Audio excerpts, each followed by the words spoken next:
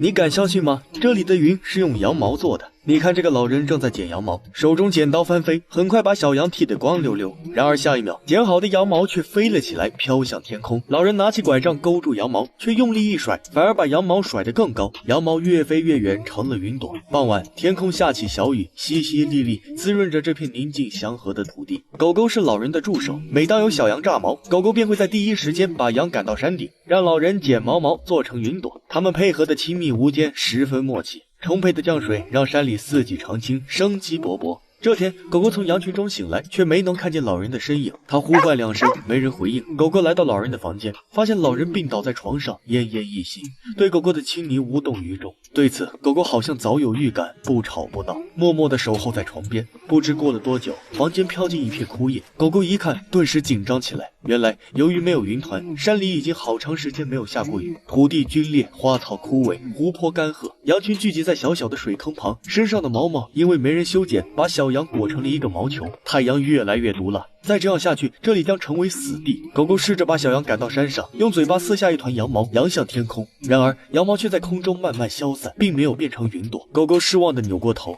卻發現小羊飄了起來，嚇得狗狗急忙上前壓住。為了不讓小羊飛走，狗狗把它們趕進老人的房間。毛茸茸的小羊太占地方，有一只從窗戶被擠飛出去，滾下山坡，掉進刺槐叢。狗狗連忙追過去，卻看不到小羊的身影。就在狗狗以為小羊就此嗝屁的時候，刺槐一動，小羊還活着，但身上卻光禿禿的。狗狗再看，羊毛竟然被刺槐刮了下來，緩緩飄起。奇蹟發生，這一次羊毛沒有消散，徑直浮上天空。狗狗高興極了，它把所有小羊都趕下山坡。小羊們打着滾，挨個扎進刺槐叢，大片大片的羊毛從中升起，聚成雲團。沒過一會兒，天上便雷聲陣陣，大雨傾盆，山谷恢復了以往的生機。狗狗站在山頂眺望，群山綿延，綠意盎然。但狗狗怎麼也高興不起來，因為老人永遠地離開了它。陰天下雨是自然規律，生老病死何嘗不是如此呢？